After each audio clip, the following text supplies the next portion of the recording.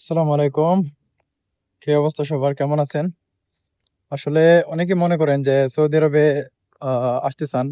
আসলে অনেকে সৌদি আরবে আসতে চান ঠিকই, কিন্তু কোন কাজ-কাম আপনারা কোনো কিছুই জানেন না বা কোনো কিছু শিখে আসেন না।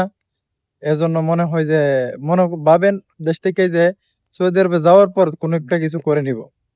আসলে এমনটা হয় না। ঠিক আছে? আপনি যেকোনো একটা কাজের উপরে স্কিল বিল্ড করে আসেন, যেকোনো একটা কাজ।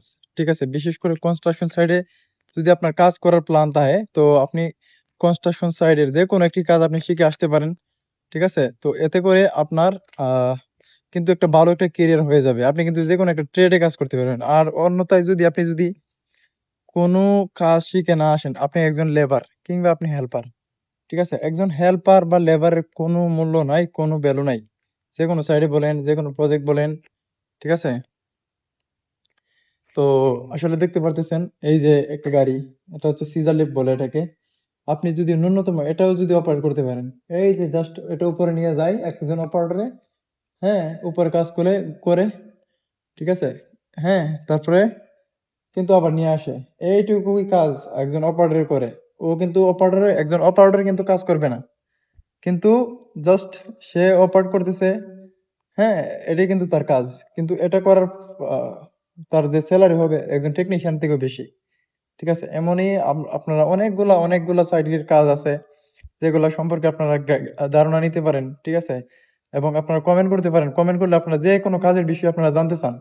ঠিক আছে? ওই কাজের বিষয়ে কিন্তু আমি আপনাকে ধারণা দিতে পারবো। এই যে এখানে দেখেন স্ক্যাফোল্ডিং বানানো আছে। এই যে এটাকে স্ক্যাফোল্ডিং বলে। হ্যাঁ, তো স্ক্যাফোল্ডিং ও যারা মেক করে, যারা তৈরি করে, ঠিক আছে? তো তাদেরও কিন্তু মোটামুটি একটা ভালো একটা সেলারি তারা একটা বিল্ড করে। কিন্তু যারা মোটামুটি আরো একটু শিক্ষিত আছেন তারা অন্তত সুপারভাইজার বা ইন্সপেক্টর, এই যে ইন্সপেক্টর এর কাজ হচ্ছে এই যে স্ক্যাফোল্ডের যে ট্যাগ আছে, এই ট্যাগটা স্ক্যাফোল্ডিং ইন্সপেক্টরে পুরোটা এটাকে চেক করবে। চেক করার পর যদি সবটা ঠিকঠাক থাকে, তখন কিন্তু এটা এর মধ্যে ট্যাগ লাগিয়ে দিবে। ঠিক আছে? তো একেকজন একেক কাজ। যদি আপনি মেকানিক্যাল এর কাজ জানেন, মেকানিক্যাল ইঞ্জিনিয়ার হয়ে থাকেন, তো আপনি এরকম এরকম মেকানিক্যাল এর যা যাবতীয় কাজগুলো আছে ওইগুলোর মধ্যে আপনি সার্চ করতে পারেন। ঠিক আছে? তো সুতরাং আপনি আপনার যদি আপনার স্কিল থাকে তো আপনি পিছিয়ে থাকবেন না। যদি আপনি মনে করেন আপনার ডিগ্রি আছে, আপনি একজন এজ এ ডিগ্রি হোল্ডার, আপনার ডিগ্রি আছে, তো আপনি অবশ্যই ট্রাই করেন। গলফ কান্ট্রিতে ট্রাই করেন। বাংলাদেশে 25,000 30,000 টাকা ইনকাম করে এখানে সীমাবদ্ধ থাকবেন না। আপনার ক্যারিয়ারকে আপনি বরবাদ করবেন না। আপনি গল্ফে আসলে অন্তত এজ এ ইঞ্জিনিয়ার হিসেবে 3 থেকে 4 লাখ টাকা পার মান্থলি কামাতে পারবেন। ঠিক আছে? এটা অনায়াসই। হয়তোবা যারা এখানে আছে, যারা কামাইতেছে সৌদি আরবে, তারা কামাইতেছে কিন্তু। ঠিক আছে? অনেকেই কিন্তু কাজ নাই, বসে আছে। কারণ মেইন রিজন এক হচ্ছে তাদের ইকামার সমস্যা হয়তো। অন্যথায় তাদের কিন্তু কাজ না জানার যে বিষয়টা, ঠিক আছে? যেকোনো একটা কাজের প্রতি কোনো দক্ষতা না থাকা। ঠিক আছে? যেই আসবেন, যারাই বা আছেন, কোনো একটা কাজ শিখার ট্রাই করেন।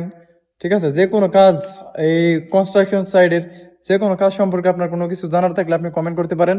আমি ইনশাআল্লাহ ওই কাজের উপরে আমি আপনাকে ভিডিও বানিয়ে আপনাকে আমি সহযোগিতা করব। ঠিক আছে? ইনশাআল্লাহ আমি যতটুকু সম্ভব আমি আমার জায়গা থেকে আমি আপনাকে সহযোগিতা করার চেষ্টা করব।